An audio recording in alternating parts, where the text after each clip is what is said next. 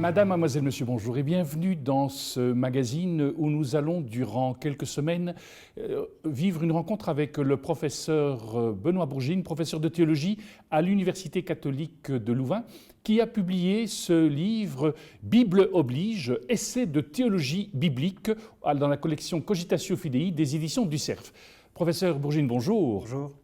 Bible oblige, alors peut-être d'abord, qu'est-ce qu'un théologien dit de la Bible? C'est quoi la Bible pour un théologien? C'est vrai que la Bible, c'est pour la culture générale un des piliers de notre culture, de notre civilisation. Et pour le théologien, c'est le mystère que l'Église reçoit dans les Écritures, c'est-à-dire, en fait, Dieu parle, l'homme écoute. Et on pourrait dire que c'est un double miracle. D'abord que Dieu parle et qu'on ait assez de foi pour penser que Dieu puisse parler dans notre langue. Ça, c'est le premier miracle. Et puis, deuxième miracle, que nous puissions l'écouter. Et l'écouter, pas seulement comme on écoute n'importe quel discours, mais l'écouter comme une parole qui viendrait de Dieu. Et c'est un peu ça le mystère de la Bible dans l'Église. C'est-à-dire qu'au milieu de l'Église, il y a ce livre qui est en fait une lettre morte en soi, tant qu'on ne l'ouvre pas et tant qu'on ne pense pas qu'à travers ce témoignage écrit, c'est en réalité Dieu qui a parlé aux écrivains, Dieu qui a parlé aux communautés historiques d'Israël, les premières communautés chrétiennes. Et c'est aussi un texte qui donc a une vie en amont, puisque ces communautés ont témoigné de ce que Dieu leur a dit. En tout cas, ils ont eu l'audace de penser que Dieu leur a parlé et qu'ils ont eu l'audace de déposer ça sur un écrit. Mais non seulement ça, mais il faut ensuite que ce texte écrit, posé au milieu de l'Église, redevienne vivant. Et pour que ce texte posé au milieu de l'Église redevienne vivant, il faut encore que nous puissions l'interpréter. Donc Dieu parle, l'homme écoute. Et d'une certaine manière, des deux côtés, c'est une action ensemble de Dieu et de l'homme. Pourquoi ? Dieu parle. On ne l'entendrait pas s'il ne parlerait pas, comme dit le Concile Vatican II, per homines more hominum, c'est-à-dire par des hommes, à la manière des hommes. Et de fait, la parole de Dieu, c'est une parole qui emprunte les voies de l'histoire jusqu'à ce que finalement, comme le dit l'ouverture de l'Épître aux Hébreux, Dieu a parlé de nombreuses fois par les pères, les prophètes qui ont porté sa parole, et dans les derniers temps, il nous a parlé par son Fils. Autrement dit, d'une certaine manière, la parole devient de plus en plus humaine. Mais c'est Dieu qui parle. Et donc le mystère de la Bible est respecté quand on pense que c'est bien Dieu l'auteur, c'est la doctrine de l'inspiration, mais que c'est toujours par des hommes. Alors soulignons quand même l'audace de ces écrivains bibliques qui, non seulement ont une foi assez grande pour penser que Dieu pouvait leur parler, mais en plus, qui l'ont mis par écrit. Mais attention, cet écrit pourrait devenir une idole. Si on investit dans cette lettre morte quelque chose qui ne pourrait plus bouger. Parce que alors ce ne serait plus la parole chaude de Dieu, chaude comme de la lave, mais qui peut aussi devenir froide et se fossiliser, devenir quelque chose d'enfermant. Alors, ce qui est remarquable dans le mystère de la Bible, c'est que les exégètes nous disent que ce texte écrit, il a été relu, réinterprété, corrigé. Un exemple intéressant, c'est la responsabilité transgénérationnelle. Et nous avons, par exemple, dans le cœur du décalogue, l'idée selon laquelle Dieu punit la faute sur les fils. Les pères font le mal, et c'est les fils qui prennent. Ça, c'est dans l'Exode. Et dans le Deutéronome, chapitre 7, verset 10, on dit « Non, chacun est puni pour sa propre faute ». Alors, qu'est-ce qui s'est passé ?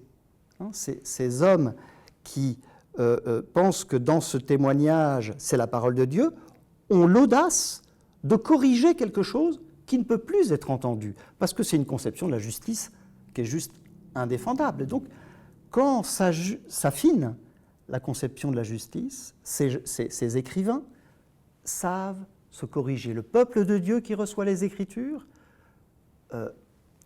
reçoit, bien sûr, la parole de Dieu à travers ces Écritures, mais la réinterprète, et en fonction, éventuellement, d'évolution de la sensibilité. Donc, Dieu parle, l'homme écoute. Ça aussi, c'est un miracle, de penser que bien, nous avons des oreilles pour entendre Dieu. Nous avons un cœur pour discerner que ce n'est pas seulement une parole humaine, parce que c'est quand même par l'homme que ça passe, mais que nous sommes capables de le recevoir comme ce qui vient de Dieu, et pas comme ça de manière générale, mais comme une parole qui réellement nous est destinée à changer notre vie, à devenir chair dans notre existence. Donc c'est un peu ça ce que le théologien voit dans l'Écriture, ce double mystère, Dieu parle, l'homme écoute, et de tous les côtés, c'est un mystère fascinant parce qu'il y a à la fois l'audace de ceux qui ont déposé le témoignage de leur foi dans un texte écrit, mais aussi l'audace de l'Église et de tous les interprètes qui savent que cette lettre serait morte si on n'avait pas l'audace d'interpréter. Et interpréter, je vous ai donné l'exemple de la responsabilité transgénérationnelle, parfois c'est réellement en trouver le sens actuel, présent, et apparemment, si on veut garder l'esprit, il faut parfois aussi faire évoluer la lettre.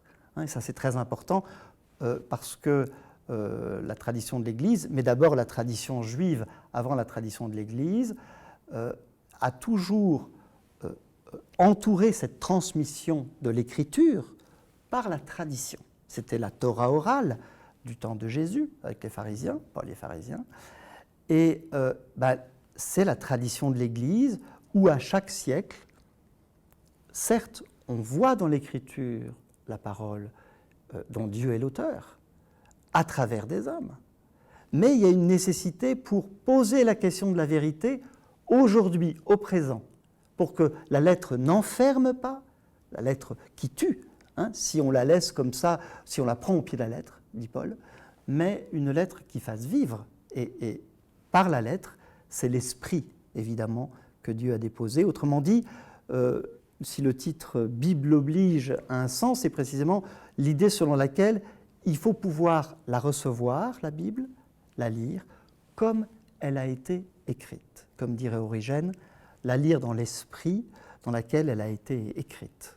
Mais si je vous entends bien quand même, on ne doit pas non plus avoir une interprétation littérale du texte, parce que quand on dit « et Dieu dit », ce n'est pas pour autant dire que c'est Dieu qui l'a dit comme ça. Vous l'avez bien dit, c'est une parole inspirée aussi, ce sont des hommes qui ont écrit ce texte.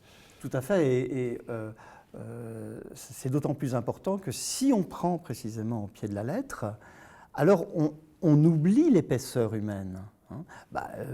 Prenons les passages de violence dans la Bible. Est-ce qu'il faut faire pareil? Eh bien non. Et la Bible, on l'interprète en fonction des genres littéraires, bien sûr. C'est-à-dire qu'on ne va pas chercher dans un récit, on ne va pas chercher dans un oracle prophétique une application immédiate quelques millénaires après.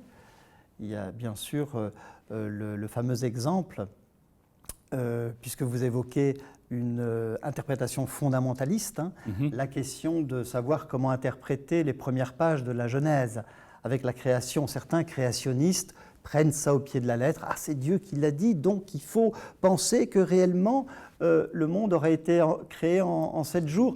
Non, bien sûr que non. L'écrivain n'a jamais eu ça en tête. L'écrivain voulait décrire la puissance de Dieu, mais une puissance dans la douceur de la parole. Une puissance qui ordonne, qui sépare, qui fait des distinctions, et qui fait du monde quelque chose qu'il approuve.